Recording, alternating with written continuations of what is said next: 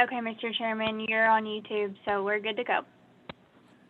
Thank you, Lauren. At this time, I would like to call this county commission meeting to order. And the first item that we want to take care of is we need a motion to approve the Zoom YouTube format for this meeting. Commissioner Helton, Stotts. so moved. All right, we have a motion from Commissioner Helton. Commissioner Stott, second. We have a second from Commissioner Stotts. Would anybody like to speak to that motion? If not, all in favor, say aye. Aye. Any opposed? All right, motion carries. At this time, I would like to call on Commissioner Tommy Savage to lead us in our prayer. Okay, can everyone hear me? Yes. Yes. Okay. If you would, please bow with me. Our dear Heavenly Father, we are so thankful for the freedoms that we have in this country. Heavenly Father, we are thankful for those that put themselves in harm's way at all levels to ensure that we have our safety and our freedoms. Heavenly Father, we ask at this time special prayers for our country. We ask you to be with those that are sick from all types of disease. Be with those that have lost loved ones and comfort them only thou can. Heavenly Father, ask that you be with each one of us as we conduct county business. We pray that we will always conduct ourselves like ladies and gentlemen, even when we are in disagreement. Heavenly Father, we ask all these things in Christ's holy name. Amen. Amen. Thank you, Commissioner Savage. If everybody would, let's join together in the Pledge of Allegiance. I pledge allegiance to the flag of the United States of America, And to the republic for which it stands, one nation, under God, indivisible, with liberty and justice for all. Thank you. Call the roll, please, Lisa. Michael Bell, Here. Carl D. Bolden, Here. Carl E. Bolden, Here. Carleen Brown, Here. David Dunlap,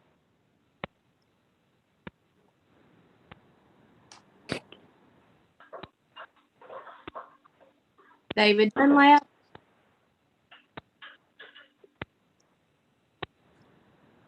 Randy England, Here. Deborah Evans, Here. Steve Glenn, Here. Stephen Hill, Commissioner Helton here. Robert Hennessy, Robert Hennessy here. Brad Gillis, Here. Ron Lee, Here. Gary Martin, Owen, Kate Owens, Here. Gary Prater, Here. Christy Ross, Here. Scott Ruble, Here. Tommy Savage, Here. Tyrone Spartman, Here. Joseph Stotts, Here. Philip Stout, Here. Cole Taylor, Here. Blaine Wiltshire. Blaine Wiltshire. Here, and I noticed David is back. Okay. David Dunlap.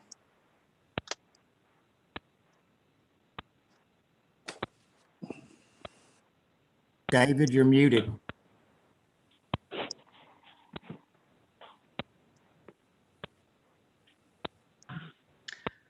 Mr. Wiltshire, I texted him and told him that he needed to answer roll call, but he has not responded. I'm not sure what's going on there. Yeah, he's got his phone muted for some reason.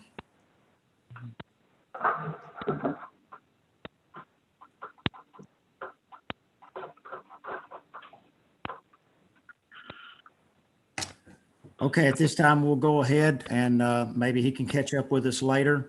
At this time, I would entertain a motion to adopt our docket. I'm making that motion. Commissioner Sparkman. All right, we have a motion from Commissioner Tyrone Sparkman. Second, Commissioner Helton. We have a second from Commissioner Helton. Anybody like to speak to that motion? If not, all in favor, say aye. Aye. Any opposed? All right, motion carries. At this time, the next item is reading of the minutes. Motion to Mr. suspend. Chairman, we dispense reading the meeting to Carl Bolden. All right, I believe that Commissioner Carl Bolden made the motion that we dispense with the reading of the minutes and approve. Is that correct, Carl? That's right. That's right. Yes, sir. Commissioner Helton. will Carly, second yes. All right, Commissioner Helton seconded the motion. Anyone want to speak to that motion? If not, all in favor, say aye. that. Aye. Motion passes. Or I'm sorry, any opposed? All right, motion passes. Next item is public comment. I have not been notified of any. Executive Haley, have you? No, I have not. All right, thank you. And that takes us right into special recognition, and that's Executive Haley. Okay. As you know, each month we try to recognize an employee who has done an outstanding job and should be recognized for the merits of going over and above what is necessary for a job description. And so I would like this month to recognize my executive assistant, Lauren Hennessy Sweeten. Not only has she spent long hours hosting Zoom meetings over the last 10 or 11 months, she's done extensive research work for members of the commission. She's been my air traffic controller in this office during COVID, answering questions and directing people to the right resources and proper offices. She worked every day on submitting our CARES Act proposal that got us over $600,000 in additional funding. She's handled the TEMA and the FEMA and the NRCS requests that also brought us back money for our commission. And so not only does she put together dockets, but she also helps to schedule meetings and committees as well, and helps organize all the efforts of county government through this office. So I would like to recognize Lauren as our employee of the month. Thank you. And I also have a proclamation to read. Did it on BLTV today, but our African American community has reached out. They've got several events coming up in recognition of Black History Month. One of them is a grand opening of the museum downtown, and also to a marker at the Bernard School. So seeing that, this is the proclamation to be read and to be a matter of our minutes. It says, whereas during the month of February each year, the United States celebrates the successive achievements of African Americans and respectfully salutes their impact on our nation's heritage. And whereas in 1915, Dr. Carter G. Woodson, noted scholar and son of former slaves, initiated Black History Week, which was later to be recognized nationally as Black History Month. And whereas across the years in Warren County, African Americans have made significant contributions to our economic, political, military, cultural, spiritual, and social development, both at home and abroad. And whereas locally, an iconic and modern educational institution erected with the assistance of the influential Rosenwald Foundation and named for its agent, O.H. Bernard, opened its doors to children of color in McMinnville in 1922.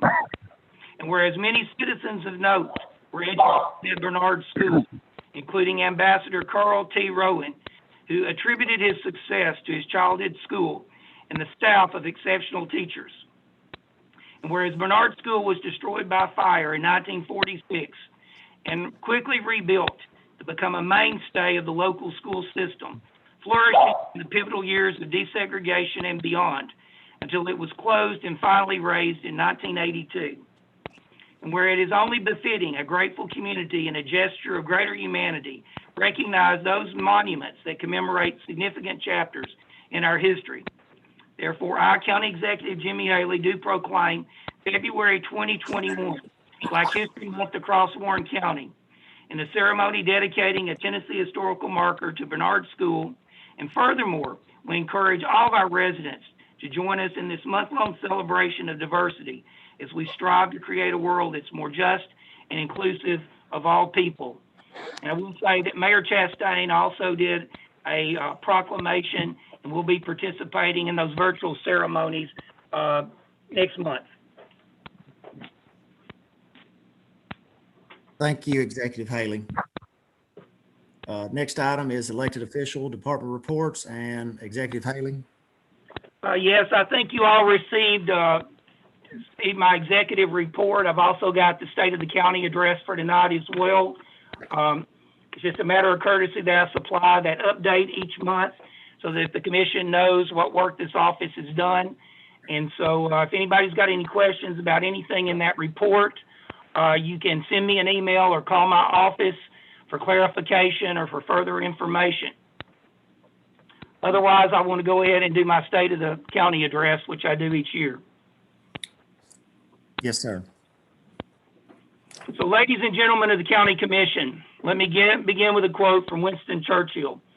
The bill may have to be the slow and laborious task of years. To destroy can be the thoughtless acts of a single day. Certainly, we all recognize these are uncertain times across our beloved nation. A year ago, we assembled in January with a robust economy and no fear of a looming pandemic that was about to strike. Much has changed over the last few months. We've been racked with both economic, political turmoil, accompanied by one of the largest and greatest healthcare crises in modern history. But we have survived. As Americans, we are resilient and always rise to the challenge. It's what defines us as a nation. As Warren County pioneers, we embrace the frontier spirit of survival and self-reliance. As Tennessee volunteers, we understand what rolling up our sleeves and helping others is all about. These are the legacies of our forefathers. Through all previous wars, depressions, pandemics, and turmoil, we survived. And why? Because that's who we are, and that's how democracy functions. It's what sustains us through the worst of times and the best of times. As we acknowledge Warren County and how blessed we are with such a remarkable environment, strong work ethic, amazing residents who take pride in our community and its successes, we will survive. Our people define who we are. Our people also will take us where we are going. As a county, we continue to move forward toward a greater tomorrow for all of us, especially our children. They are undoubtedly the greatest resource we have and the best investment we can make for our future. The Tennessee General Assembly is convened today to begin a special session just to address schools and how best to serve the needs of our students during this COVID-19 crisis. The pandemic has been a challenge. The county efforts to mitigate and contain the virus have shown benefit. We've kept our doors of government open, our employees safe, and all essential services operational. Our community has endured throughout the health crisis. We have survived. To quote Churchill again, it's not enough to do our best, but sometimes to do what is required.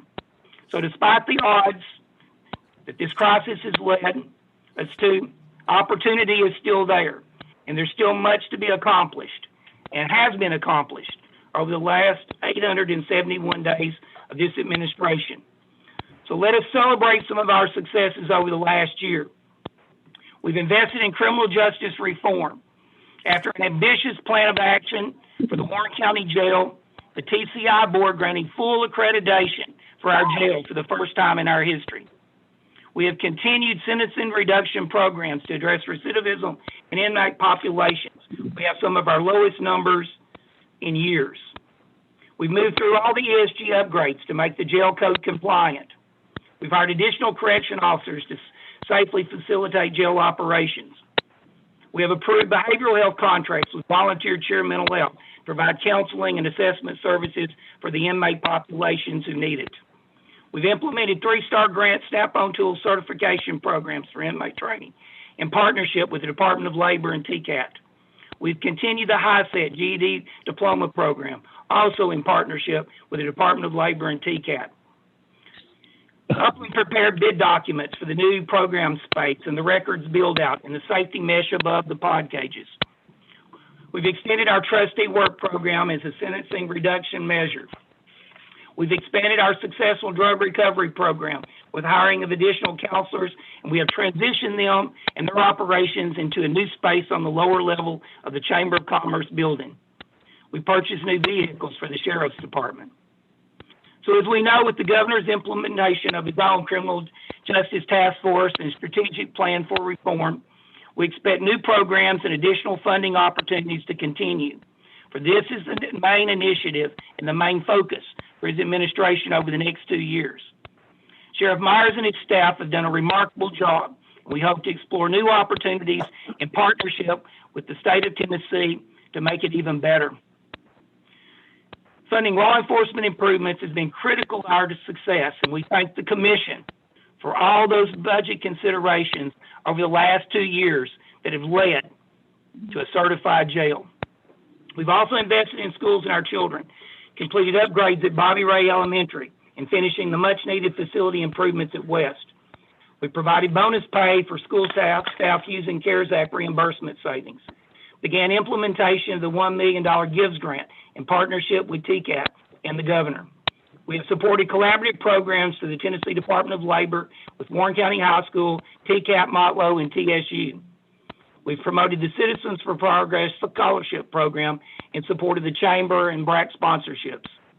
We provided mentors to Tennessee Achieves program. And once again, thank each and every commissioner and elected official who has volunteered to be a mentor. We've welcomed a new director of schools, Grant Swallows, with continued support of the system's strategic plans. We've continued the feeding programs for our school-age children through the school system's food service and Ms. Faye Taylor's direction. And we do realize that Warren County has one of the highest poverty rates and hunger rates in the state. So it's a welcomed program for sure. We've expanded counseling programs across our schools. So we should give a shout out to the school board, system administrators, department directors, employees, principals, teachers, support staff, cafeteria, food service personnel, custodians, office workers, SRO, bus drivers, maintenance men. For all of those have adapted and adjusted to the challenges of COVID and tried their best to keep our schools open.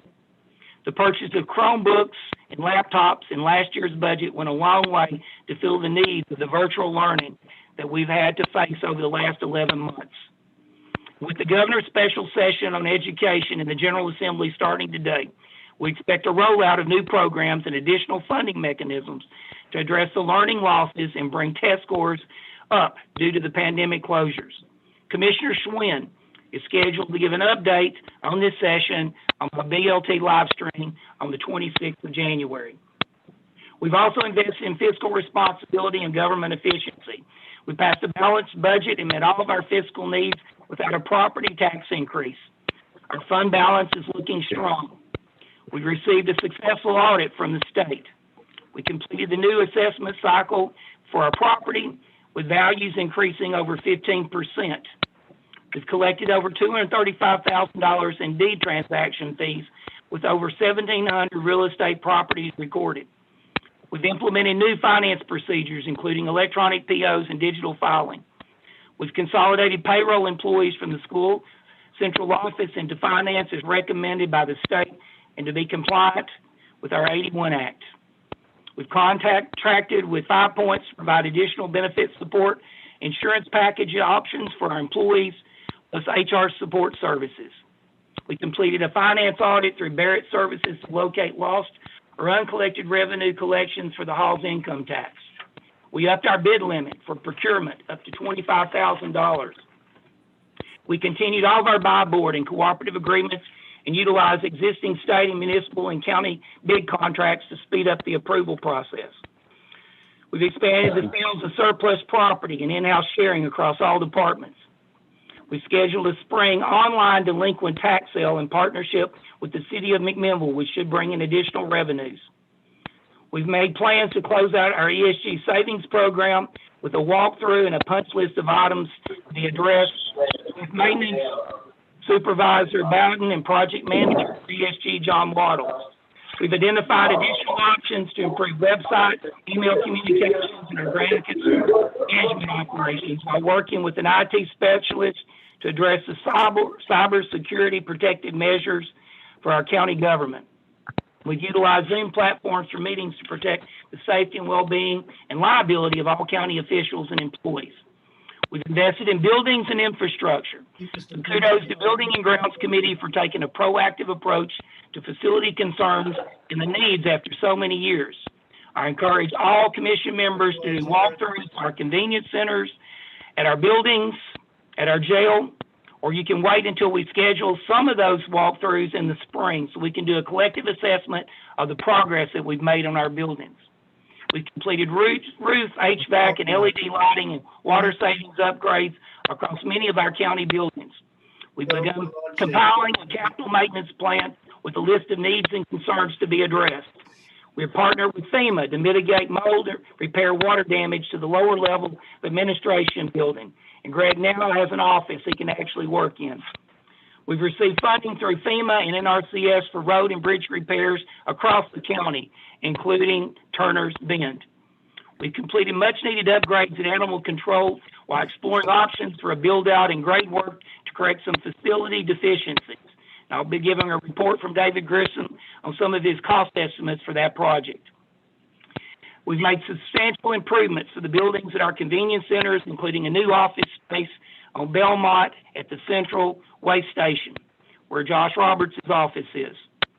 We brought our jail up to code with fiscal plan improvements and received over $1 million from the government for possible capital and technology improvements and other projects, including the elevator at our courthouse. We've invested in economic and workforce development. We've received $100,000 in a displaced worker grant from the Department of Labor. We've opened discussions with the state on expanding workforce programs at TCAT and Motlow that include also our correctional facility campus. We've transitioned the American Job Center to TCAT. We've landed a hotel and a retail project through the efforts of the IDB, which should bring in some additional hotel and motel tax revenues. IDB secured a 200-acre Elam site in Morrison for future industry expansion. We've also implemented a plan of action for our agritourism task force to help market farm products across the state.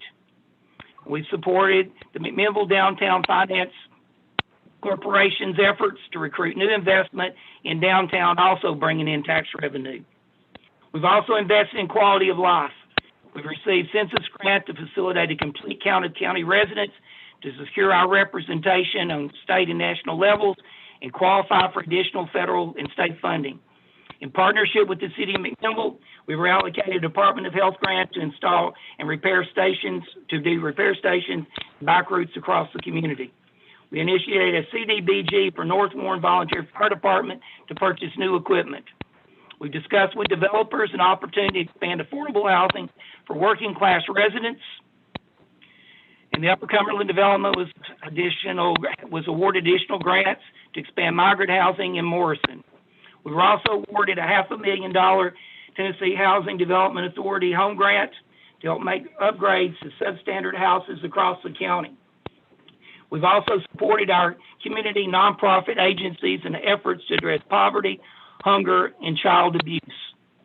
We've made repairs and improvements at our local health department and purchased a pavilion with CARES Act money to aid with the drive-through testing and vaccine distribution. And across all departments, we can measure our success in many ways. Trustee Bryant received approval for drive-through window. Coach Director Thompson received accreditation, permit electrical inspections for county construction. Sanitation Director Roberts purchased a new garbage truck, applied for CARES Act reimbursement for excess solid waste fees, built a new office space at the Belmont Central Station, and did many convenience center upgrades for employee safety. The Election Commission and Director Davenport successfully conducted primary, general, and national elections without any incidents or challenges. Archivist Brown began scanning and inventorying vital records for the county in our archive space downstairs in the admin building.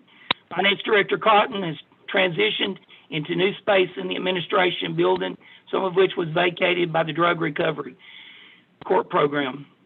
EMA Director Cunningham has secured TEMA-funded COVID PPE supplies for all county governments and their departments, saving the county an immense amount of dollars in expenses for those supplies. EMS received a new ambulance and did HVAC upgrades to the main station. Animal Control received accreditation from the state, has completed most of the internal and external improvements while exploring a future build-out. Airport hired a new manager, John Ball, who has shown interest in completing additional upgrades, including the maintenance hangar at those facility grounds. Practical Solutions has received the HR contract to develop a new employee handbook for the county. We have discussed consolidating county HR with that of the school system to be more efficient. The county commission adopted new policy plans for operations within the commission that was drafted by the special legislative committee. The county received over $600,000 in CARES Act COVID-related reimbursement dollars to cover pandemic-related expenses and for possible employee bonuses. We have looked at several more grant opportunities that could be used for traditional housing, particularly for the homeless and for those transitioning out of drug recovery or have suffered incarceration due to drug abuse. We're still pursuing the opioid lawsuit, had a meeting today with that, with a possible settlement coming this year. Attorney Bradshaw will be supplying a resolution for the county to adopt in our February meeting if we wish to continue the suit. The county executive will continue to lobby the General Assembly for continued 911 funding and additional TennCare reimbursements for our ambulance service, which we got last year. So to sum it up, it's been an amazing but truly challenging last 12 months. With 2020 behind us and a promising new year ahead, your continued support as a commission and the teamwork approach that we have used will create endless possibilities. No one knows what the future of COVID will bring, but if we focus on positive outcomes, we will stay ahead of the curve. When the economy rebounds, we will be ready for our next opportunity. The state's new initiatives are aimed at rural communities just like us. Our successful track record thus far has been noted by the state, and Commissioner McCord noted it today on BLTV, that we are poised to benefit from future investments from the state. So I'll be working with all of our stakeholders to establish more partnerships and collaborative strategies. I'll be asking the Chamber and McMinnville Young Professionals to help us move forward with our county strategic plan that was funded by a 3-star grant. With new tourism opportunities on the horizon, a partnership with the city and the TDB would endorse new marketing projects across the community and benefit us all. Passing an Airbnb tax, as the city is considering, and earmarking that portion of the hotel-motel tax after the new build on Sparta Road. If that was aimed at tourism, it would secure an investment in the state's new marketing plan that we ourselves could share revenue with. As county executive, I've shared my vision with the commission, but would like to emphasize the importance as we move forward of exploring employee pay and benefit packages, expanding workforce programs, installing security in our county buildings for employee safety, developing 5-year, 10-year capital improvement plans, continuing to fund education and workforce development, help to fund a gym for West Elementary, secure storage for county records, scan and digitize all county records, including index and cloud storage, look at recodifying our county resolutions and private acts, adopting an employee handbook and HR policy manual, hiring an IT manager, build out at the jail, funding our support agencies that make our job so much easier, and working together as a team. So let me use another quote from Churchill. He said, "I know in my heart that man is good, and what is right always eventually triumphs, and there is purpose and worth to each and every life. So let us all rally to that cause of changing lives one day at a time." We salute all of our county employees, and regardless of the pandemic, they have rallied to sustain our operations and keep our doors open. They all enjoyed the holiday breakfast and appreciated each commissioner's support and participation. Our employees continue to have hope despite the obstacles they faced, And despite all, morale is high. Your support as a commission is crucial to that winning formula. Warren County is surely blessed with proven leadership and those who have the tools to help build a better tomorrow for all of our residents. And our citizens expect no less from any of us. To put it simply, as Ronald Reagan once said, there are no constraints on the human mind, no wall around the human spirit, no barriers to progress except those we ourselves erect. So yes, ladies and gentlemen of Warren County Commission and all the officials and residents of this blessed community, the state of our county is sound. Progress is being made. The future looks bright. Here's hoping for a 2021 that delivers all it takes to carry out the successes to a new level of performance. Thank you all, and God bless America.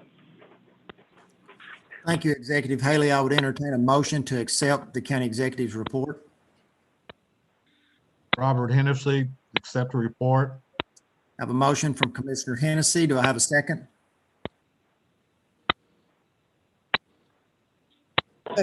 Steve Glenn, second.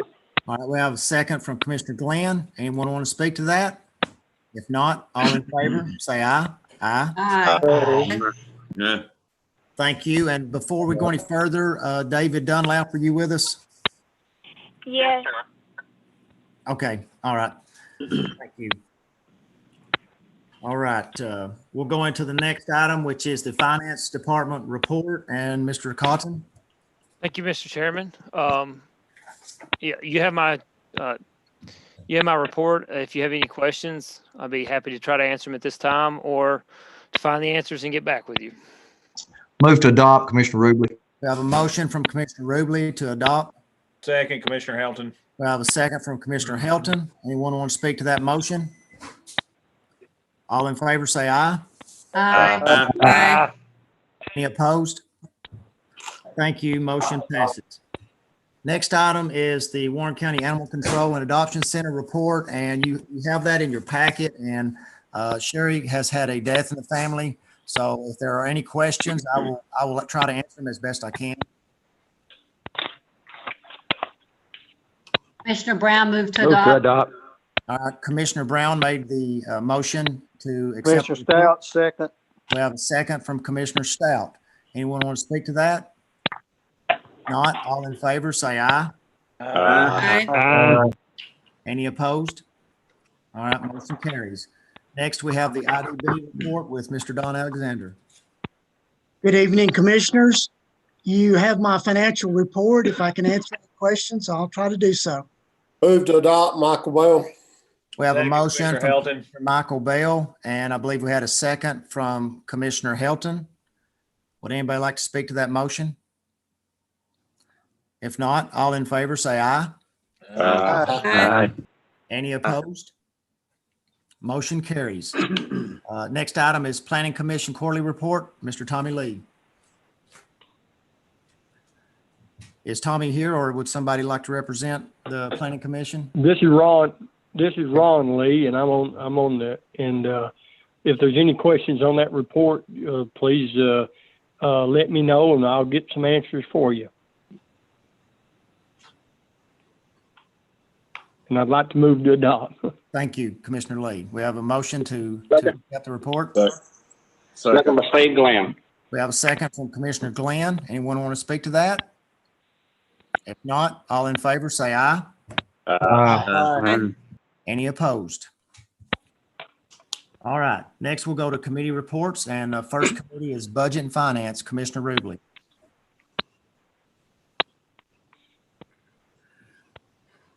Thank you, Mr. Chairman. I have just one item to make mention of. Last week, Financial Management Committee approved this year's proposed budgetary calendar, and there should be a copy of it in the regularly scheduled February meeting for all commissioners for information purposes. Director Cotton will see to that.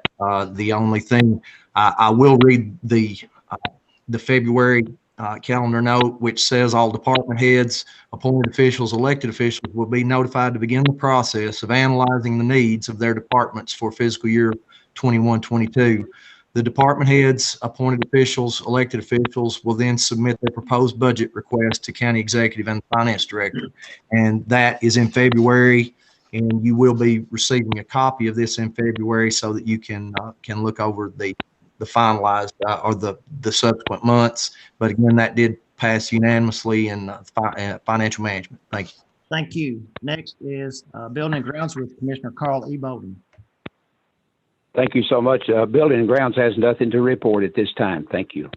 Thank you. Economic and Agricultural Development, Carl D. Bolden. Thank you, Mr. Chairman. The Economic and Agricultural Development Committee will be having a meeting February the 9th. The exact time and format has not yet been set, but also at that meeting, you may want to make note the City Tourism Board is going to make us a presentation just in case anyone is interested in listening in on that. Thank you. Thank you. Next is Education, Commissioner Brown. Thank you, Mr. Wiltshire. At our last Education Committee meeting, Mr. Swallows did announce that the renovation project of West Elementary School is just about complete. The old cafeteria is now the new library and computer lab. We have a temporary certificate of occupation and they are moving into it as we speak.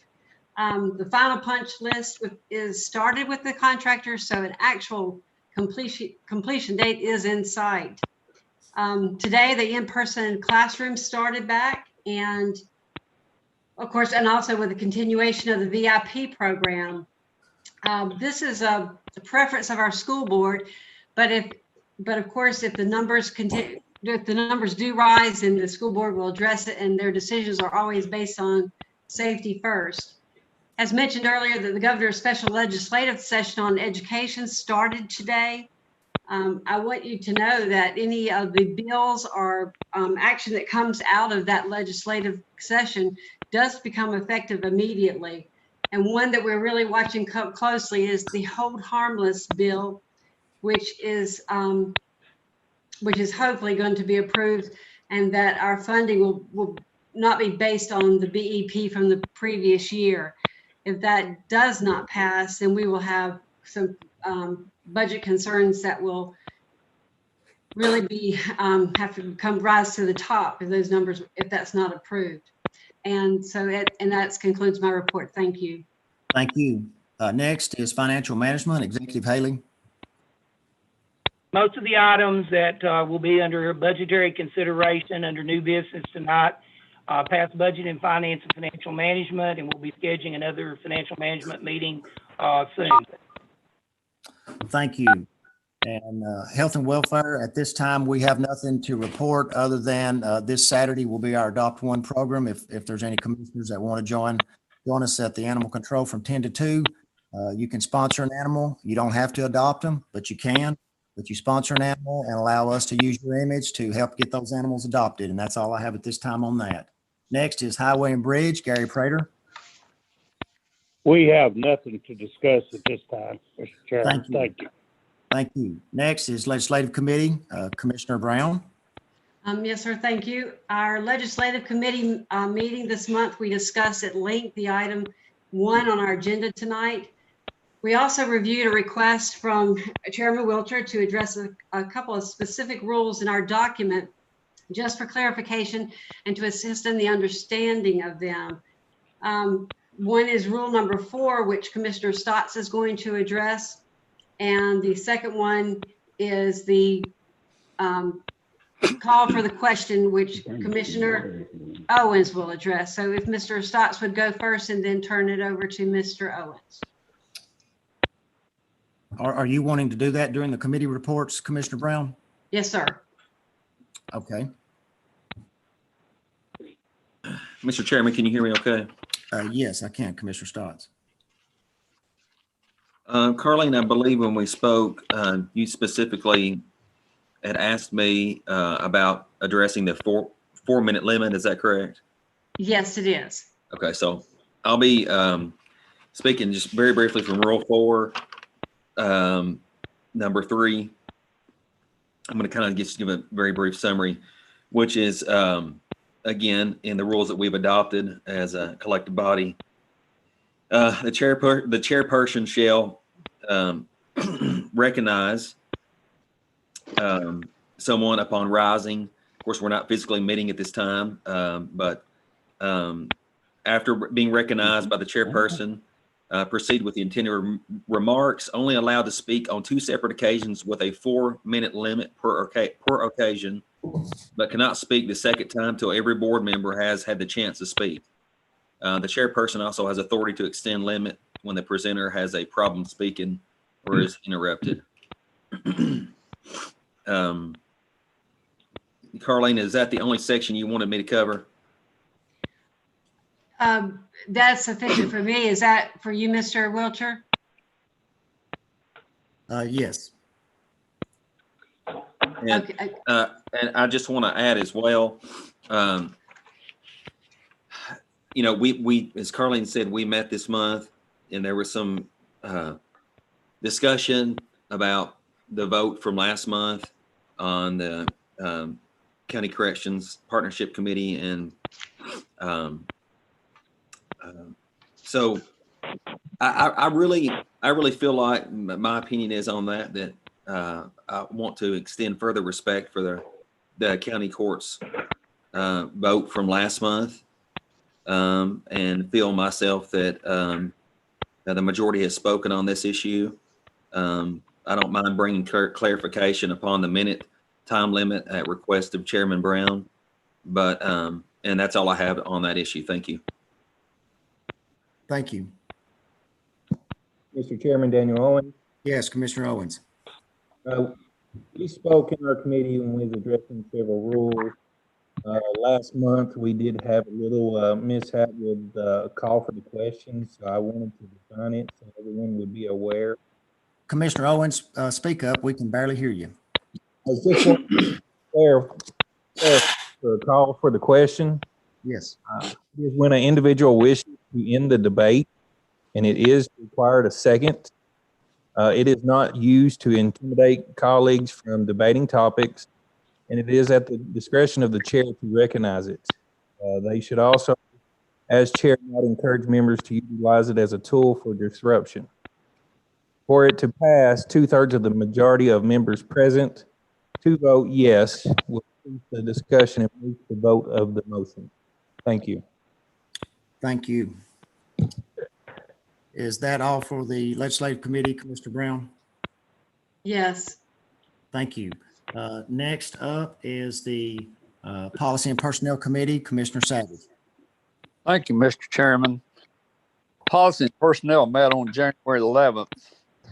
Commissioner Steve Glenn was elected Vice Chairman, and Commissioner Stephen Helton was elected Recording Secretary. We also had updates from Codes Director Rich Thompson and Judicial Commissioner Supervisor David Williams.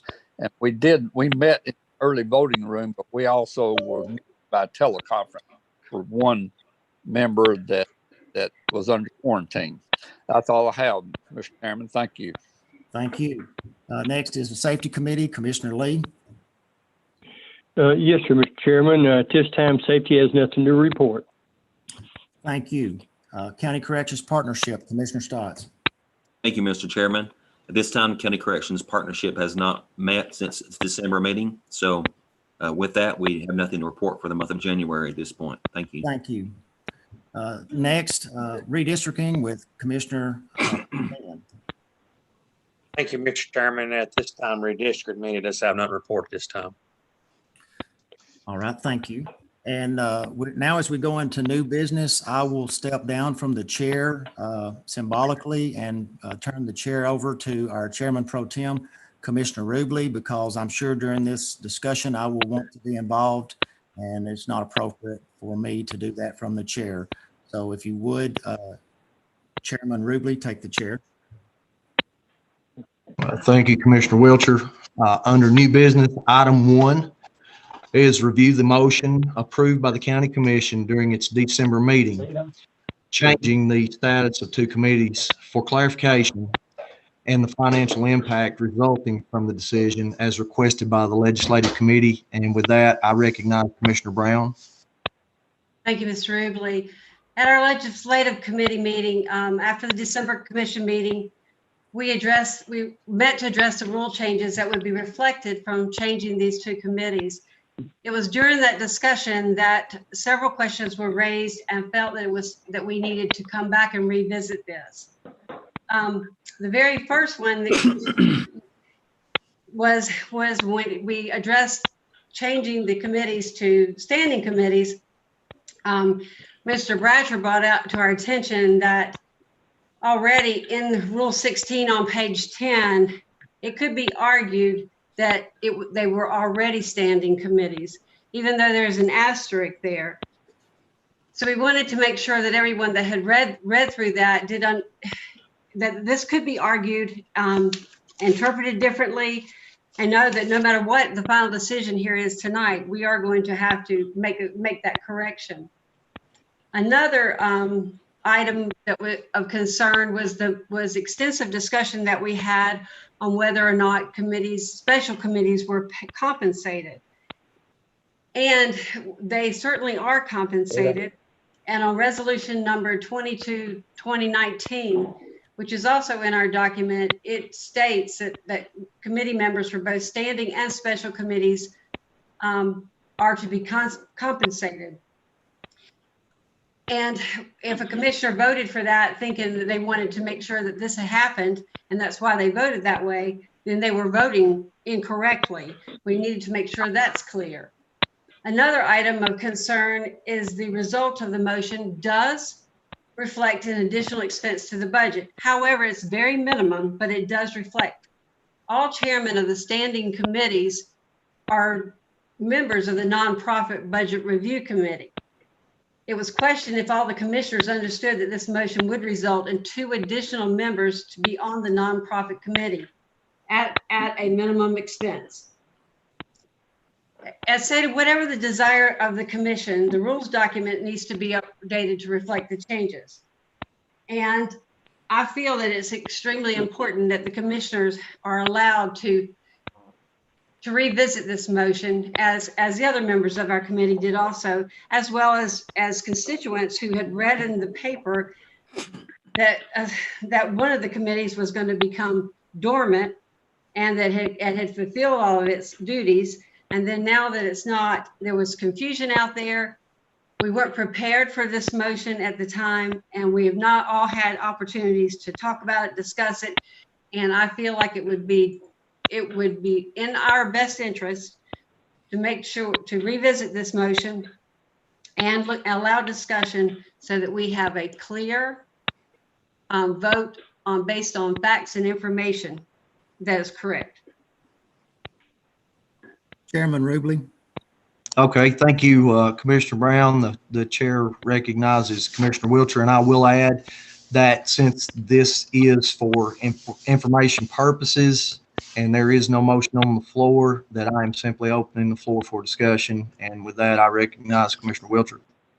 Thank you. I would like to touch on a few things, and I reached out to all 23 commissioners over the last few weeks that were present last month to basically clarify whether or not they knew what they were voting on. And other than 2 that were either not clear or was not clear on an aspect of it, everyone told me they understood what they voted on. They understood that those committees already were paid, as I mentioned, more than once. And they understood that I did not do a resolution because I chose not to. I used rule number 19, which is a rule. And according to the notes that I saw from the legislative committee meeting, I did stay within the rules to do that.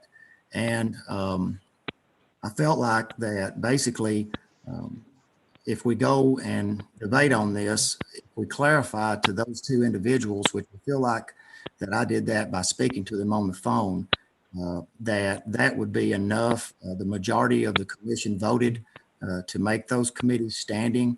And I feel like at this time, that is what we should abide by. And furthermore, you know, I was not trying to sneak anything in. I did call several people. I was not able to call everyone, but I was able to call enough to know that this was something that I felt like would have support, and I wanted to make the motion. And I spoke to both Charles Curtis and Ben Rogers about this, and they confirmed that there was nothing wrong with what I did.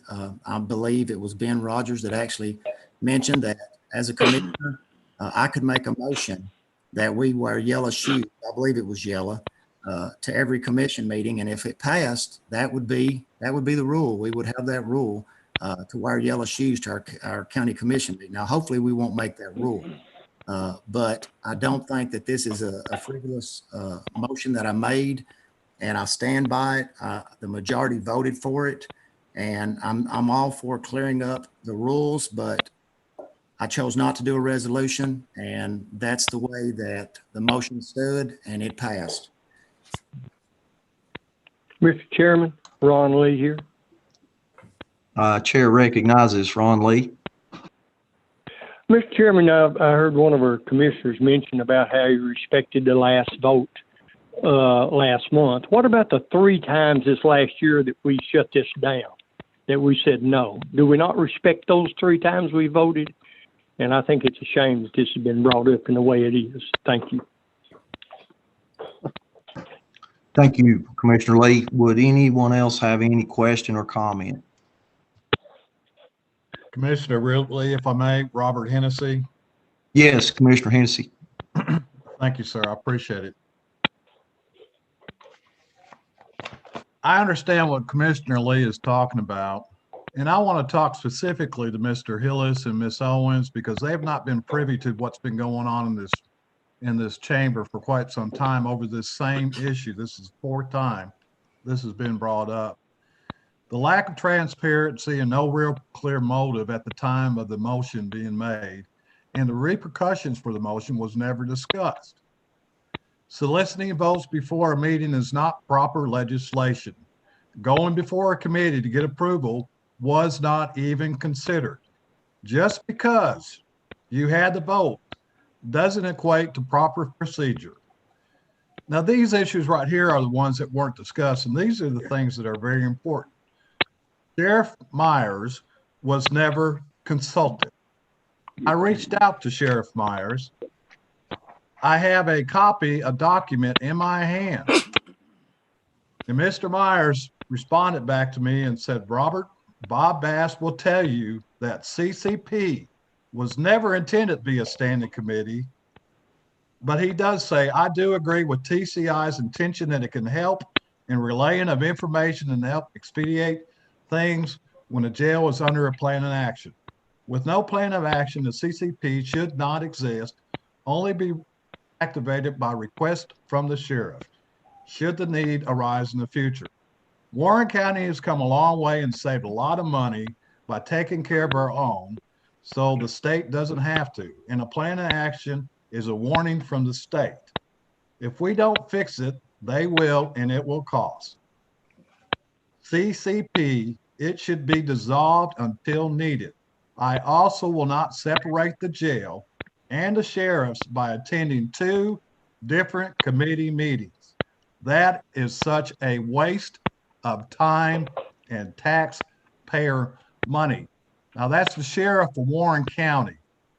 And this is a quote and a documentation from him. Bob Bass was never consulted, asked if this was a critical measure or if it was warranted. Legal counsel deemed it unnecessary and non-forthcoming. Never consulted Ron Lee in the safety committee. Never consulted Joseph Stotts, the chairperson of this.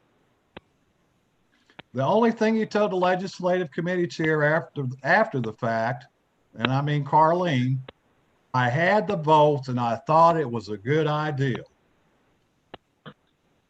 Warren County will have the proud distinction of being the only county in the entire state of Tennessee to have 2 standing committees at the correction facility.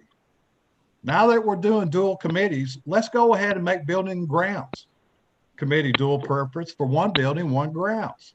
Highway and bridge, why not? 1 highway, 1 bridge. It's the same thing we have done for the jail now that the motion is passed. Try explaining that to your constituents. perhaps a logical approach. Now, I'm reading this from Charles Curtis, and I have documentation right here. The county commission decides how many members serve on the internal committee. Perhaps a logical approach, Mr. Wiltshire, with your authority would have been reassign members of the CCP that want to serve at the jail to the safety committee. A vote to make the CCP standing committee was a vote of defiance to the sheriff of Warren County, the state director, Bob Bass, and disregarding consul's legal counsel. This method Mr. Chairman, that's of 4 minutes. legislation is reckless, irresponsible, and should never be conducted in this manner again. We are above this. Thank you. Thank you, Commissioner Hennessy. Would anyone else like to ask a question or make a comment? Mr. Chairman, I would, please. Yes, Commissioner Ross, you recognize. Thank you. I feel if there is a true need and a purpose to spend money, then that's one thing, but there isn't a need or a purpose here. So says the TCI director, and so says the sheriff, and even legal said, though CCP technically could stay, it was designed to meet a goal and then cease and to be, excuse me, and should dissolve after that need has been fulfilled. It was, it served its purpose. It was said about the redistricting committee and the CCP, which are special committees. Why should their chairmanship not be as important or as valid as the standing chairman's should? I say we're not here to validate ourselves or other commissioners, and certainly not at the expense of the taxpayers, no matter how small that dollar amount is. We're here, who here are we to determine what money can be squandered needlessly, no matter how small that amount is, just because it's not that much. We review department budgets and ask them to spend the bare minimum, and we line item them, asking them what is needed here. Why should we be held to a different standard? We should be held to that same standard. We're here to represent the people, and there shouldn't be infighting and a power struggle. Sadly, I see that same thing right now going on at the nation's capital with surprise resolutions just revealed this past week, revealed on the floor without going through the proper process. So problems and even potentials of things can be fleshed out and discussed. Instead, we find ways that can be used to cut like a knife to carve out lanes to quickly push something through and catch each other and our court off guard. We should be very careful here what precedent we set tonight. The citizens demand it of us to do better, and we should demand it of ourselves. Redistricting and CCP should remain, it is my recommendation, special committees, and I hope that we don't see them come back again anytime soon with a new definition and a repackaging with a different bow. Thank you. I yield my time. Thank you, Commissioner Ross. With that, would anyone else like to speak to this, ask a question, or make a comment? Mr. Chairman. Yes, Commissioner Evans. Yes, I, from what I've heard, everything about doing this is negative. I'd like to ask Commissioner Wiltshire, what is the benefit of doing this, other than making those two people feel validated as chairman? Thank you, Commissioner Evans. Commissioner Wiltshire, if you would care to respond. Yes, and hopefully this will not count as my final say because I'm responding to a question. You know, when I have talked to a number of commissioners, because this did pass with a majority vote, so it's not the majority of the people that are questioning this, but the question that has come up to me is why, for the ones that voted no, is it such a big issue? On the contrary, as to when I was asked why now last month, that's the question that I was asked was why not? Why was it an issue? Because Bob Bass himself said that hopefully we would never need the CCP again, hopefully 2 years, hopefully never. But unfortunately for most of us on this commission that's been on this commission for more than a term or two, we know, unfortunately, that something will happen at some point where they may need to be called back. And that is why I believe, as one of the commissioners said last month, I don't want to just throw this committee away. It will be a lot easier to activate it if needed, if it's there, just as redistricting. And that was my intent. Thank you, Commissioner Wiltshire. Any more questions or comments? Mr. Chairman, Daniel Owens. Yes, Commissioner Owens. I believe part of the issue is we really don't want to see a precedent set here where we can change things on the fly without going through committee properly. Mr. Wiltshire stated that, him and another commissioner spoke last week, but solely just them two. They represented several commissioners over this topic without even warning the other commissioners to discuss or state why verbally they agreed with these changes. I believe if we want to move forward, we got to work together and go through the proper channels, which is committees. What would stop Mr. Wiltshire from making a motion to change something to the budget if we allow precedent on this now? Thank you. Thank you, Commissioner Owens. Any more questions or comments regarding this issue? If Mr. Rubley? Yes, I believe that was Commissioner Brown. I think we need to have a motion to address this. I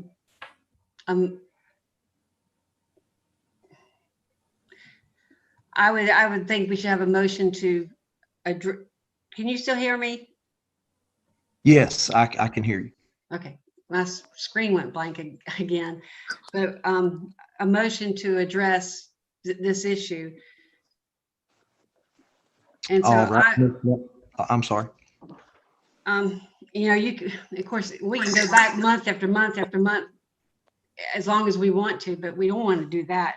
But I believe that we need to readdress the motion and vote on it again.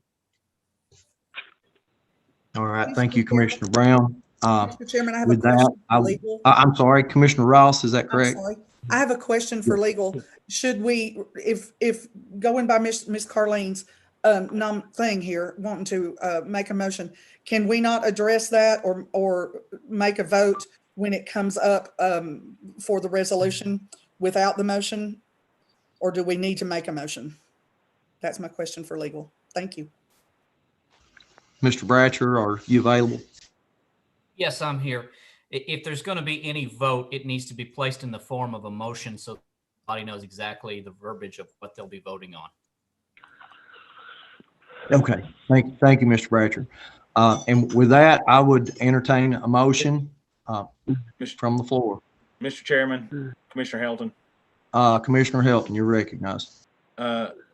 I make a motion that we suspend all discussion and allow the previous motion made by Commissioner Wiltshire last month to stand as it is. I second that. Commissioner England. Okay, we have a motion and a second to allow the motion to stand from last month's meeting. And with that, I will open the floor for discussion. Mr. Chairman. Chair recognizes Commissioner Evans. Thank you. I want to understand, is he saying that we will vote on the motion again as it was written last month? Or is he saying to let the ruling stand? Commissioner Helton. Commissioner Helton, if you would clarify, my understanding is that your motion was to allow the motion from last month's meeting to stand. Could you please clarify on that? That is correct. My motion is for basically what we did last month, for it to stand and us end this debate and move on to line item number 2. Okay. Thank you, Commissioner Hill. Mr. Chairman, may I speak to that? Robert Hennessy. Yes, Mr. Hennessy, you're recognized. That's just kind of saying, let's just cut you off the leg right here and move on.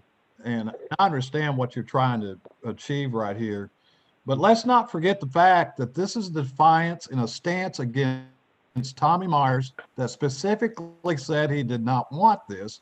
Why on earth would you go to a meeting and sit in a room and look at each other in the four walls because he is not going to attend your meetings? This is ludicrous to think that he's going to be there and be in support of this, and he wasn't before. I just don't understand the directive with this at all. When it's plain and simple, it's an absolute defiance to the sheriff, and he said no. Thank you.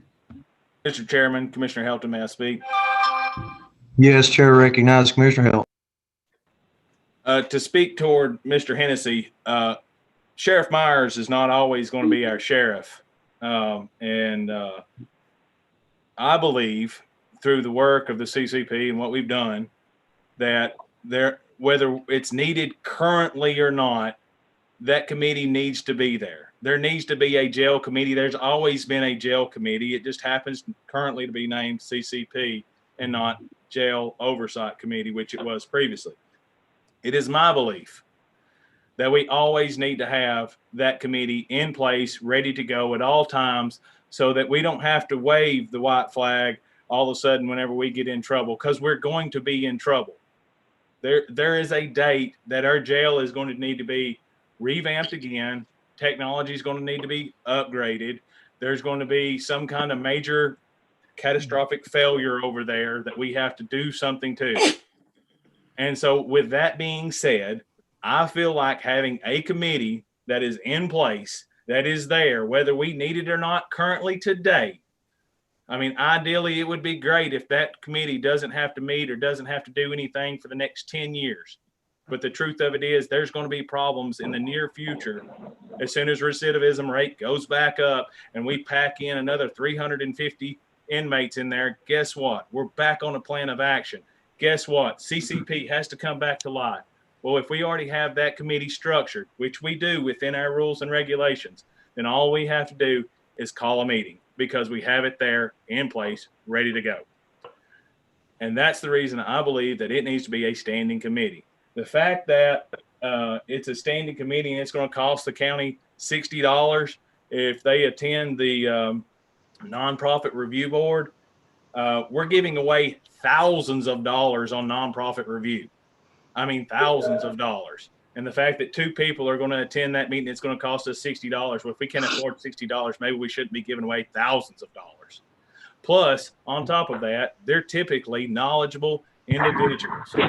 Those chairmen know different things and are involved in other organizations that can apply a lot of insight, maybe on those nonprofits reviews.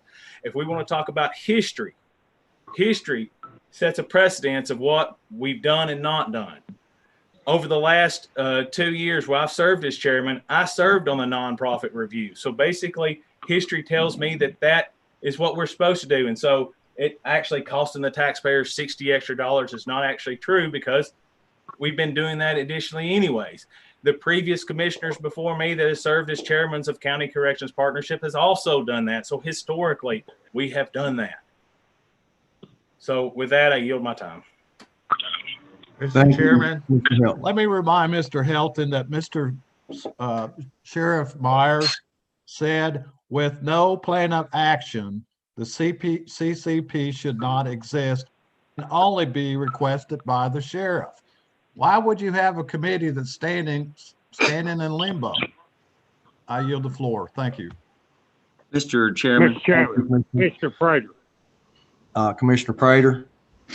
I'm sorry, Yeah. Commissioner Prater, I believe that Commissioner Stotts, did you chime in before Commissioner Prater? Mr. Prater, Commissioner Prater can go ahead. Okay, Commissioner Prater. Hey, he needed this committee when he took office. Why does he don't need it now? I mean, you know, this committee's there to help. Like Commissioner Helton said, down the road, Sheriff Myers may not be our sheriff 4 year or 6 year from now. So the committee's going to be dormant until we need it again. What is the harm? I'm through. Thank you, Commissioner Prater. Chairman Rubley. Yes, Commissioner Can I Stott. speak now? Yes, you're recognized. Firstly, I just want to mention that we are, there's several people that speak in multiple times on a similar issue. And of course, looking at Rule 4 that we reviewed earlier, we need to be very cautious with allowing everybody time to speak. I would like to say a couple things, and I'll keep it as quickly as I can. I think based upon what is going on in our community with our issues that we've had at the jail, there's been lives that's lost in the community. There's been lives that's lost at the jail. It's unfortunate. Tragedies happen. To me, I find it absolutely ridiculous that there would be this much opposition to a committee existing, especially when we're looking at multiple mental health costs for the county. So many different issues that are just being overlooked, but yet we're talking about them. But they're seemingly not falling into a lot of other committee jurisdiction or domains. I just want to say that I feel like that, whether it's the County Corrections Partnership or another committee, we need to make sure that we're addressing these issues at the jail. They've been an issue, and we've got to find a way to rein these issues in. There were some costs associated with some mental health assessments that has been discussed recently several times in the community. And these are all different issues that I feel like it's very valid for us to be discussing. Again, whether it's this committee or another committee that reviews those things, that's to be decided by the commission, and I'll respect that. But I do feel like it needs to be discussed. And with that, I'm going to yield to the chair. Thank you, Commissioner Stotts. Is there any other commissioner who would have a comment or question? Chairman, this is Commissioner Helton again. Commissioner Helton, you're recognized. One random thought that has come to mind: just because we have a department head that doesn't want a committee, and if we let that set precedence here today, the sheriff doesn't want CCP, what next? Levy Glenn doesn't want the highway and bridge, so we're going to do away with that one then too. Then what next? Oh, we don't want the education because we don't want to go to that meeting. Well, let's just do away with that one as well. And it just goes on down the list. If we let these department heads control it and say, no, we're not going to attend those, or we're not going to do those, they may not attend it. That's fine. If we call a meeting, sheriff has his choice. He may not show up to that meeting. But if we allow the sheriff to call the shots, if we allow Levy Glenn to call the shot, the next thing you know, there's no committee meetings necessary. We don't need any of the highway or bridge or education or none of those if the department heads, if we set that precedence here today. Amen. Mr. Chairman, Michael Bell. Commissioner Bell, you're recognized. I call for the question. The question has been called. Is there a second? Commissioner Helton, second. A second by Commissioner Helton. Lisa, will you please call the roll? I'd like to amend the motion. This is not an amendable motion, Commissioner Evans. That ends debate. Lisa, please call the roll.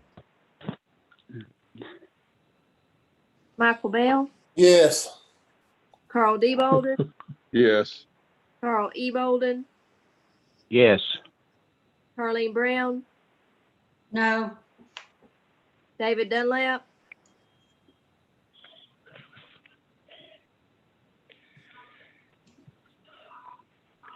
Dunlap. He voted yes. Yes, okay, thank you. Randy England, Yes. Deborah Evans, No. Steve Glenn, No. Stephen Helton, Yes. Robert Hennessy, No. Brad Hillis, Yes. Ron Lee, No. Owens, No. Casey Owens, No. Gary Prater, Yes. Christy Ross, No. Scott Ruble, Yes. Tommy Savage, Yes. Tyrone Sparkman, Yes. Joseph Stotts, Yes. Philip Stout, Yes. Cole Taylor, Yes. Lane Wilcher. Yes. Anyone want to change your vote?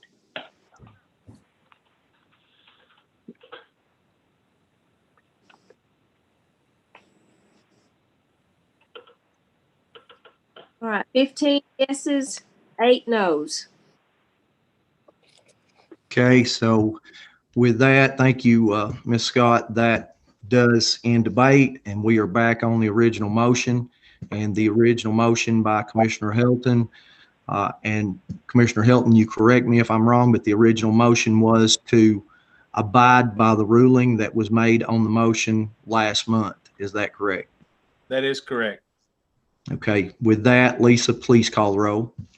Mr. Chairman, and that's the motion I meant that I wanted to amend. This one. I'm sorry, Ms. Evans, once the question has been called and voted on, there are no amendments. Mr. Chairman. Daniel Owens, Yes, Commissioner Owens. was that 2/3 to stop? I didn't catch all the numbers, I'm sorry. It was 15 yes and 8 no. So 2/3 of 23 is 15.33, so actually it would have been 16 commissioners, correct? He didn't pay. 2/3 is 16. All right, thank you, Ms. Scott. That was my mistake. So with that, debate has not ended, and I would open the floor once again for discussion. Mr. Chairman, Yes, Commissioner Ross. I would like to make the point that I don't think that it's letting the sheriff call the shots or letting I think it's more of letting those people do their jobs. This is not throwing away a committee. It's just simply asking it to dissolve until it's needed again. There is, even per Bob Bass on a YouTube video, you can clarify from when he met with the County Corrections Partnership, there should be no earthly need for this committee to meet again or come together, that anything should be pertinent enough until 2024. And with that, I yield. Thank you, Commissioner Ross. Are there any other comments, questions? Miss Evans, this would be, Mr. Rubley, would you address Miss Evans again? I think this would be the time that she wanted to make a comment.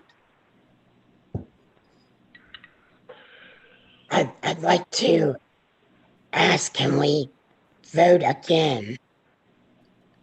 Now that we have more information, we know it's going to cost the taxpayers money, and there is no benefit to making those committees standing. There's no benefit at all. It's only a cost. So, can we vote on it again? Can I amend it? Can I amend that original motion to where we vote on it again tonight?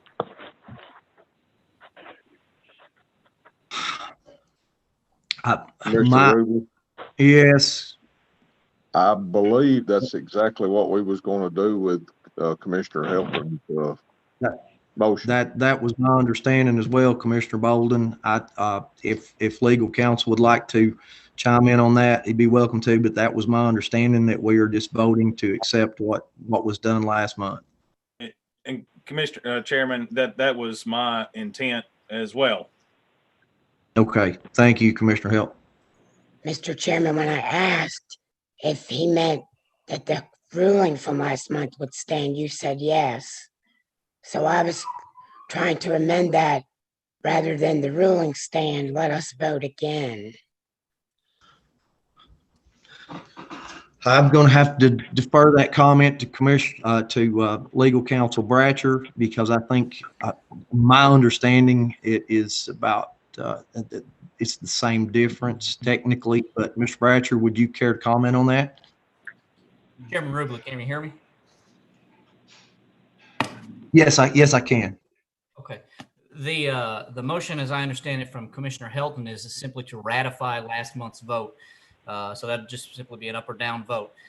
If Commissioner Evans would like to make an amendment on, I presume she wants to do is make an amendment stating that we have another vote to have County Corrections Partnership and the Redistricting Committee both be declared standing committees or special committees. It's a little bit different because if Commissioner Helton's vote to ratify last month's vote fails, we are now in a situation where we were before the last month's vote. So we would need to then again readdress that by changing the rules as we have adopted them.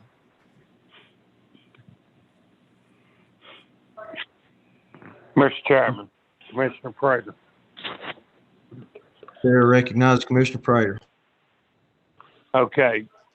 Last month, it won by 2/3 majority of the vote. Okay.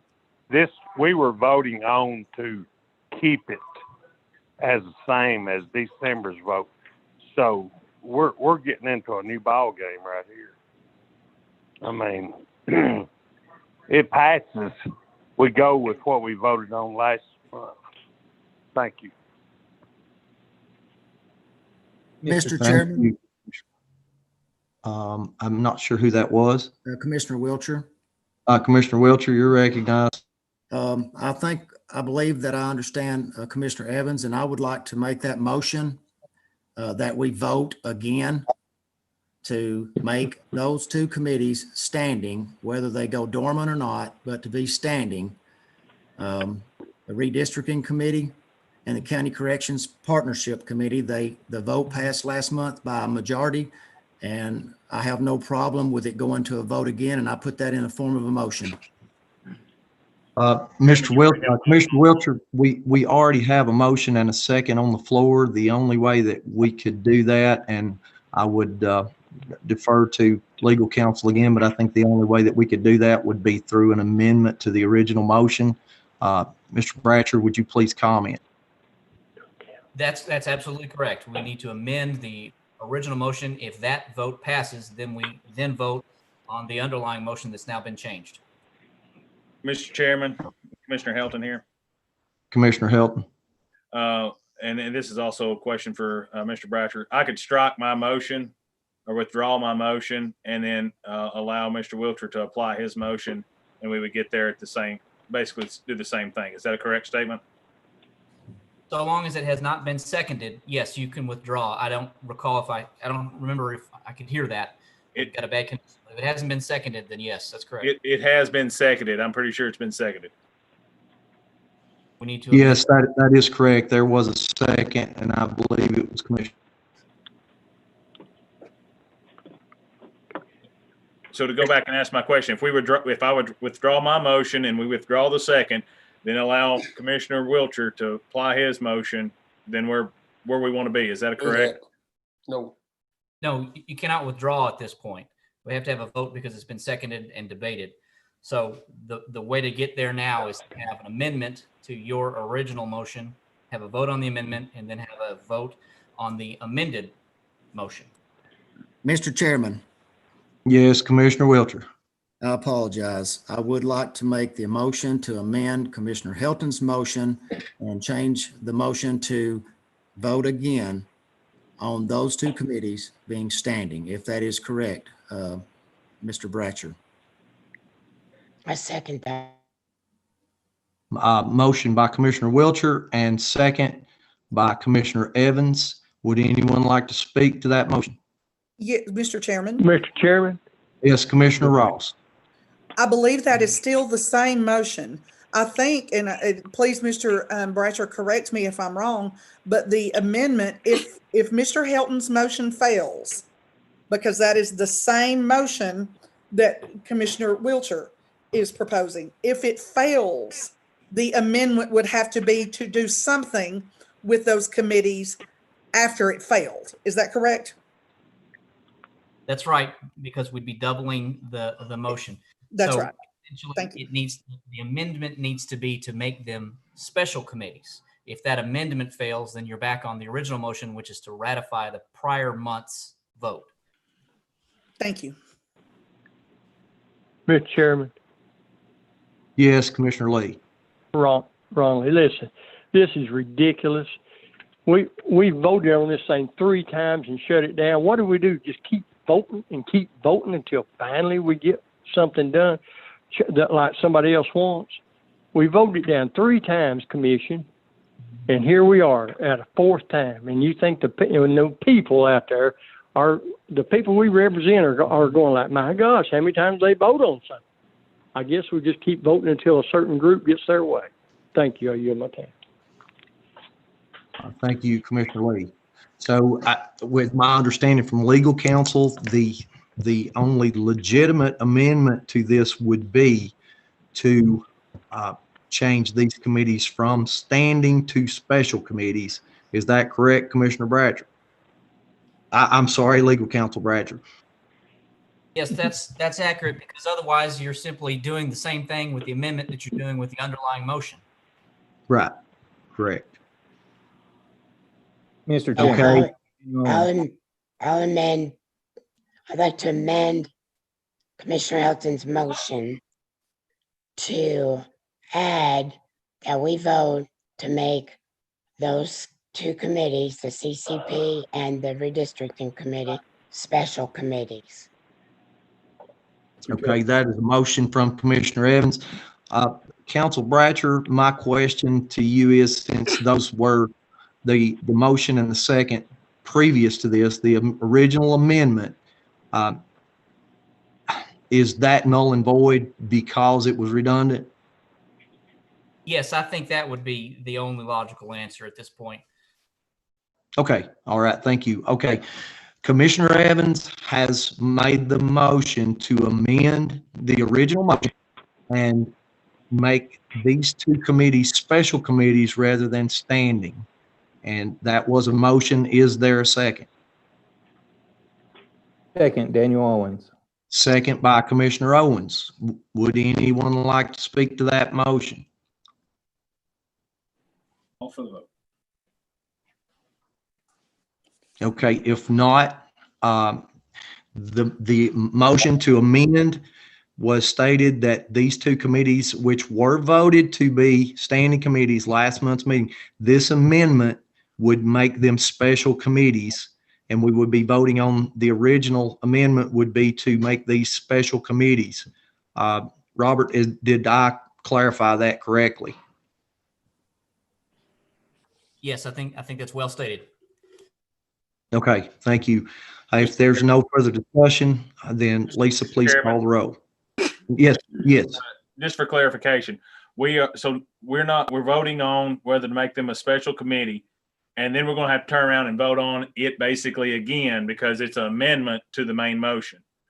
Is that right? Correct. Right? What we are voting on right now is to amend your motion to make these committees special committees rather than standing committees.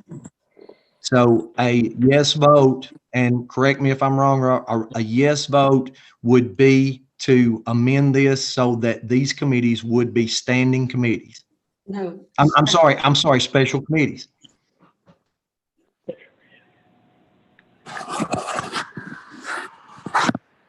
A yes vote means that we're amending the motion to have another vote for them to be special committees. Special committees, correct. So we are changing, completely restructuring the original motion. If the amendment passes, we would be voting to make those, on the original motion, we would be voting to make those special committees as well. Is everybody clear on that?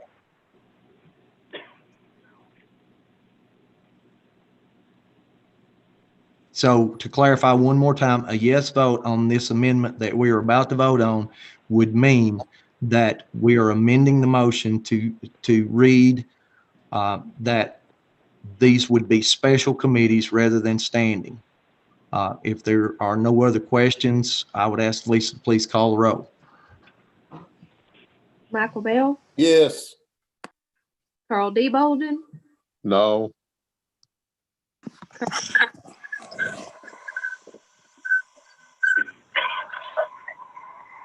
Carl E. Bolden, No. Carla Brown, Yes. David Dunlap, No. Randy England, No. Deborah Evans, Yes. Steve Glenn, Yes. Stephen Helton, No. Robert Hennessy, Yes. Brad Hillis, No. Ron Lee, Yes. Daniel Owens, Yes. Casey Owens, Yes. Gary Prater,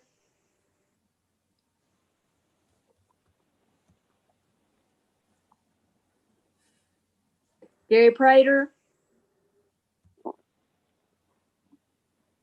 Christy Ross, Yes. Scott Ruble, No. Tommy Savage, No. Tyrone Spartman, No. Joseph Stotts, No. Philip Stout, No. Cole Taylor, No. Blaine Wiltshire. No. I'm going back to Gary Prater. Anyone want to change their vote?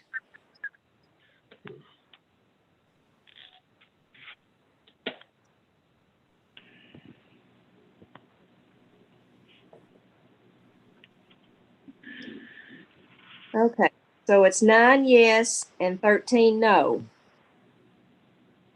Okay, thank you, Ms. Scott. So that motion, the amendment fails. We are back on the original motion, which is to ratify last month's vote, which was to create, to make these two committees standing committees. Lisa, if you would, please call the roll. Michael Bell, No. Carl D. Bolden, Yes. Carl E. Bolden, Yes. Harleen Brown, No. David Dunlap, Yes.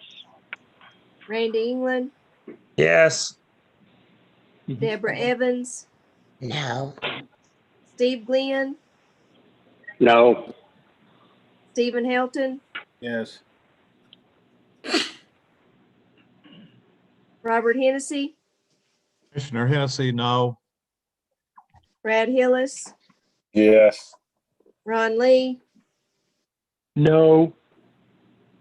Daniel Owens, No. Casey Owens. No. Is Gary Prater back? Christy Ross, No. Scott Ruble, Yes. Tommy Savage, Yes. Ron Spartman, Yes. Joseph Stotts, Yes. Philip Stout, Yes. Cole Taylor, Yes. Blaine Wiltshire. Yes. Anyone want to change their vote?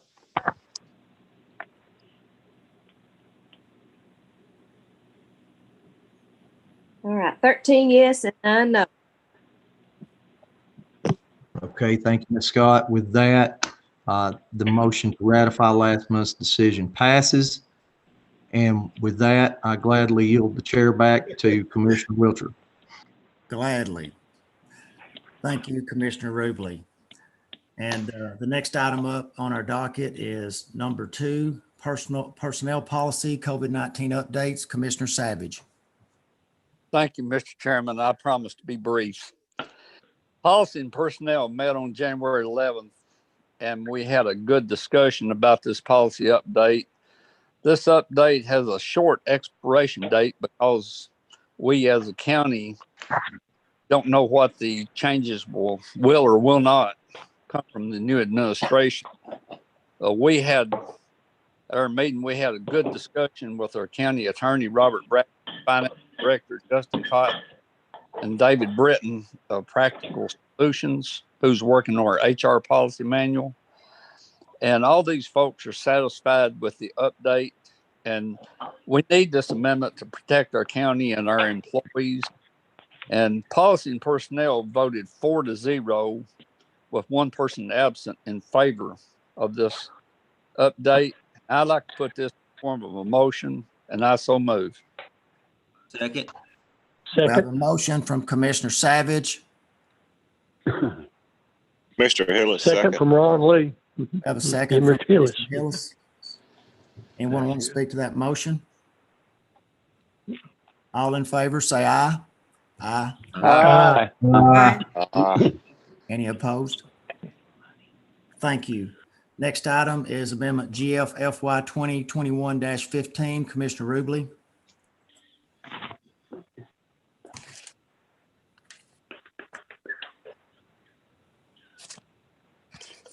Yes, thank you, Commissioner Wilcher.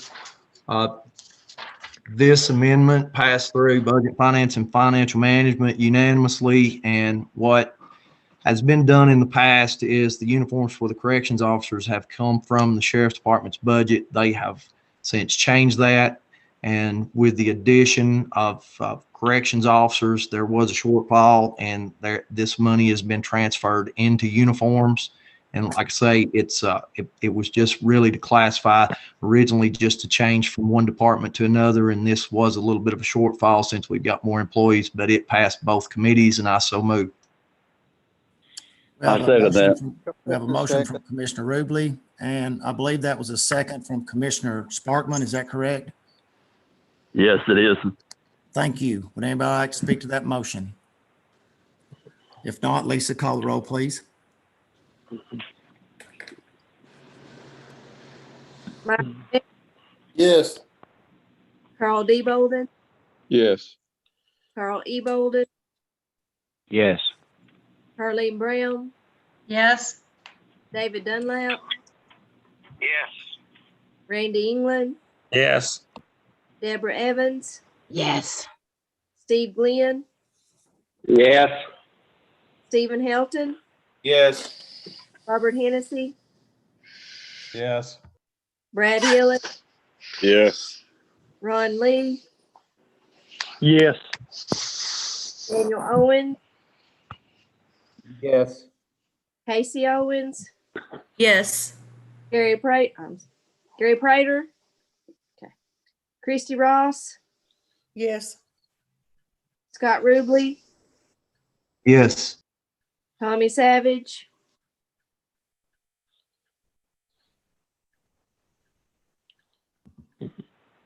Tommy Savage,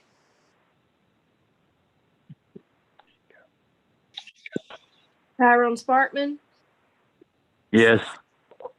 Joseph Stotts, Yes. Philip Stout, Yes. Cole Taylor, Yes. Blaine Wiltshire, Yes. Tommy Savage. Yes. Anyone want to change the vote? 22 yes. Thank you. Motion passes.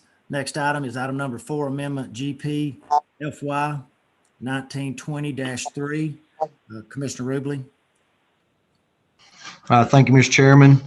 What we have here, the State Department of Finance has requested that we reclassify these funds into more specific line items, just kind of a more detailed breakdown. The money is staying within the same function. It is just reclassified into new line items for audit purposes, and it passed Budget, Finance, and Financial Management unanimously, and I so move. Thank you. We Commissioner have a Stout, motion. second. We have a motion from Commissioner Rubley and a second from Commissioner Stout. Would anybody like to speak to that motion? Mr. Chairman, Yes, I'm sorry, Director Cotton. I would like to say that there was a typo in the title of both this amendment and the next one. It should be FY 2021 instead of 1920. Yes, I remember you mentioning that, I believe, in our meeting. I appreciate that. Yes, Commissioner Owens pointed that out during financial management, but as the docket had already been sent out, there was no way for me to update the copy that everybody had.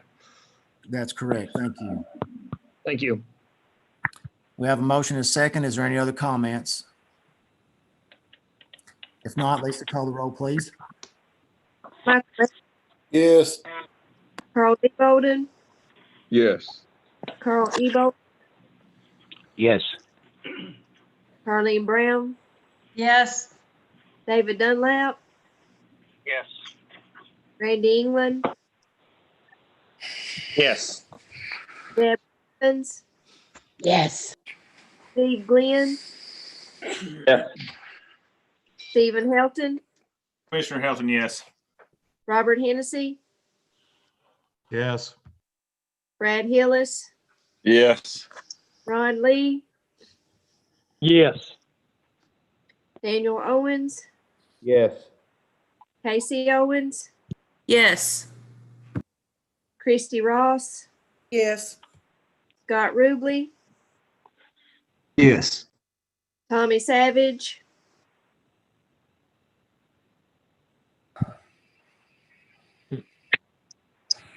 Tommy Yes. Tyrone Spartman, Yes. Joseph Stotts, Yes. Philip Stout, Yes. Cole Taylor, Yes. Blaine Wiltshire. Yes. Anyone want to change their vote? 22 yes. Thank you. Motion passes. Next item is item number 5, GPFY. I'm assuming this will be 2021-4. And Director Grant Swallows, are you with us? Yes, sir, I am. So this is just a motion to carry over money from last year's budget. This is a federal budget that we have been able to use money out of Safe Schools to do a number of things in our school buildings. We got, because of the shortened school year last year, we were able to carry over some money to this year's budget. We're just asking that you allow that so that we can do a couple projects throughout the district, mostly related to our window coverings in our school buildings, the perforated window coverings, so that we can make some of our school buildings safer, and that's what's intended with this grant. Mr. Chairman, Commissioner Rubley. Yes, Commissioner Rubley. We did discuss this in budget finance, financial management as well. And as Director Swallow said, that this is going to be used, a good amount of it's going to be used for some perforated window film at various campuses. It passed budget finance and financial management unanimously, and I so much. Commissioner Stout, second. All right, we have a motion from Commissioner Rubley and a second from Commissioner Stout. Would anybody like to speak to the motion? If not, Lisa, call the roll, please. Michael Bell, Yes. Carl D. Bolden, Yes. Carl E. Bolden, Yes. Carleen Brown, Yes. David Dunlap, Yes. Randy England, Yes. Deborah Evans, Yes. Steve Glenn, Yes. Stephen Helton, Yes. Robert Hennessy, Robert Hennessy, yes. Brad Hillis, Yes. Ron Lee, Yes. Daniel Owens, Yes. Casey Owens, Yes. Christy Ross, Yes. Scott Ruble, Yes. Tommy Savage, Yes. Tyrone Spartman, Yes. Joseph Stotts, Yes. Philip Stout, Yes. Cole Taylor, Yes. Blaine Wiltshire. Yes. Anyone want to change their vote? 22 yes. Thank you. Motion passes. Next item is item number 6, appointment to Airport Commission. Commissioner Hennessy, will you speak to this? Yes, sir. I believe it's Harry Burke, actually been serving on the commission for quite some time. His term has expired and he's requested to come back. I so moved Harry Burke to be reappointed. Thank you. We have a motion from Commissioner Hennessy. I'll second Commissioner Ron England. Lee, second. We have a second from Commissioner Randy England for Mr. Harry Burke to be reappointed to the Airport Commission. Is there any discussion? Chairman, this is Commissioner Helton. Yes, Commissioner Helton. in our previous debate on line item number 1, we talked about things going through committees, and I would like to see this commission start sending these commission appointments through appropriate committees, and I'll leave it at that. Thank you. Thank you. I don't Any other understand that discussion? question. Maybe not much. All right, if no other questions, all in favor, say aye. Aye. Any opposed? Motion carries. Next item is item number 7, appointment to the Airport Zoning Committee. Commissioner Hennessy, will you address that one? Yes, sir. The appointment to the Airport Zoning Committee, Dr. Mike Roberts has requested to serve again, term expiring January 2023. This is from the County Executive's Office, recognizing the wonderful job that Mike has done for the airport and for our community. And I so moved. Thank you. We have a motion from Commissioner Hennessy. Second. We have a second from Commissioner Ross to reappoint Mike Roberts to the Airport Zoning Committee. Does anyone want to speak to that motion? Mr. Chairman, Yes, Commissioner Savage. that committee used to come through the Policy and Personnel Committee. I don't know at what point it stopped coming through committee, but 5 or 6 years ago, we always voted on this, and we never turned the Airport Commission or the other commission, we never turned them down because we felt like that they knew who they would want on the committee. And when they made recommendations, we forwarded them on to the county court. But that was the committee, that was the way we used to do it. And Commissioner Helton is right about that. Okay, That's all I have. Thank you. Amen.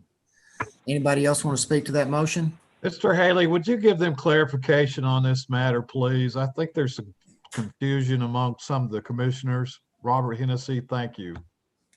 Well, the Airport Commission and Airport Zoning Commission are independent entities unto themselves, and they do operate the airport, and they do require professionalism.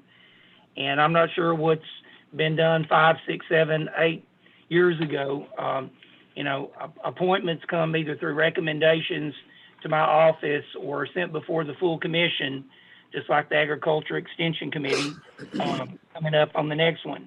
And so, that may be something that needed to be in the new legislative rules about that, but it's normally the prerogative of the county executive or the chairman to name members to committees, and to be put before the full commission. In most cases, a lot of these committees, a lot of these people, and on a lot of things, don't get paid at all. They're doing it because they're serving their community. So not every committee is the same, but that is something to consider. Mr. Chairman. Yes, is Commissioner Savage. In the past, some of these committees, like the Airport Committee and the Zoning Committee of the airport, they had term limits, and which they were so few people that were qualified to be on those committees that in Policy and Personnel that we had a policy that did away with the term limits, or they could have a bigger pool of people to choose from, and they wouldn't have to kick someone off and go searching for someone else. Thank you. All right, anyone else want to speak to that motion? I appreciate you waiting until I recognized you also, Commissioner Savage. All right. Yes, sir. All in favor, say aye. Aye. Any opposed? All right, motion carries. Next item is item number 8, appointments to Cultural Extension Committee. Is Ms. Hilda Lytle here to speak on that?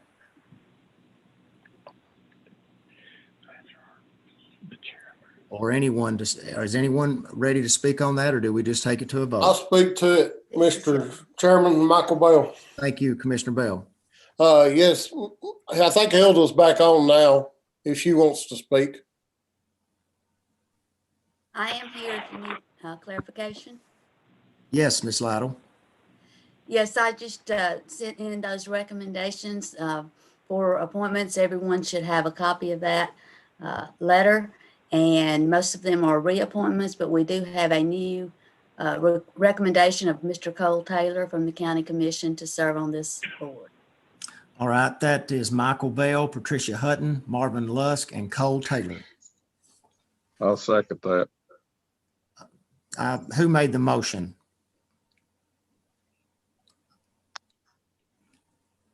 I'll make that motion, Carly. All right, motion is made by Carl E. Bolden to accept those nominees. Carl D. second. All right, there's a second from Commissioner Carl Bolden, Carl D. Bolden. Anyone want to speak to that motion? All in favor, say aye. Aye. Any opposed? All right, motion carries. Next item is item number 9, approval of notaries.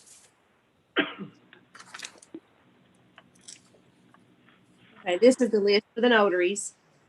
Naoka Jefferson, Tanya Cerna, Tracy J. Travis, Vicky Bolden, Jamie Womack, Richard T. Grissom, Faye Braxton, and Joe Harold Pugh.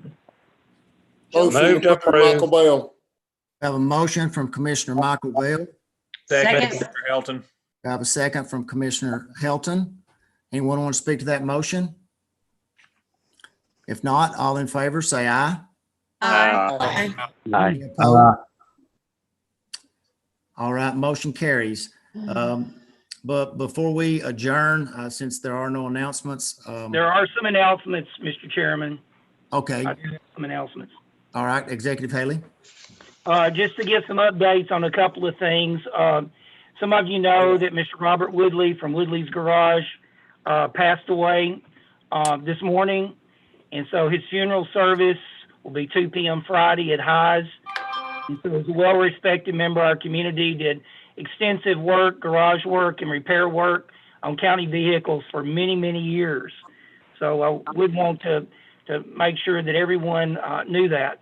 Also, Fred Rasco, who was the dean at Motlow for mechatronics, passed away after a serious illness, and his funeral services will be tomorrow at Thurman Funeral Home at 2 p.m. Some of you also know that Officer Philip Young, everyone knows him as Tank, who's been a court officer for years, has had some medical issues and will be kind of out of commission, but he did come through his surgery. He is doing better, and he asked for everyone to keep him in your prayers. So he had a struggle at going through the surgery, but he's doing quite well. Also, the governor has issued Executive Order 74 to clarify and expand upon Executive Order 70. And so I'll be interpreting that. We just got that as well. And then my last announcement is, upon the recommendation of our county attorney, he suggested that I address the commission with a statement here at the end. And this is just for the record to set it straight. Over the last few years, I've grown accustomed to the unfounded personal attacks against me by Mr. Stacey Harvey. The latest firestorm is no different from the previous accusations and misguided truths. As county executive, I have not, and I repeat, not called for Mr. Harvey to resign as alderman for the city of McMinnville. However, it was brought to my attention by a very concerned citizen who had seen Mr. Harvey's Facebook posts about his attendance at the insurrection events in Washington on January 6th. I asked the question that anyone who was deeply disturbed by the attack on law enforcement and on our Capitol would ask of any elected official. Should Mr. Harvey or any elected official be asked to resign from his office if involved in any of the violent activities that took place that day? That citizen's concern and question was sent to City Attorney Tim Pirtle for it to be handled in a confidential and professional manner. Certainly, it is my hope that no Warren County resident participated in the destruction on that day, and those who did should be held accountable for their actions. That, of course, will be left up to federal agencies to investigate and to prosecute. As for those who were innocently there, who went to Washington to exercise their First Amendment rights of peaceful assembly It is very unfortunate some of them got entangled with the riotous events that reflect upon America's image around the world. As we all recognize, First Amendment rights are paramount to American freedom. Elected officials, as did I, take the oath to uphold the Constitution and all laws of the land. As county executive, I represent 45,000 residents regardless of political party or affiliation. I always do what is best for Warren County and the greater body of the whole.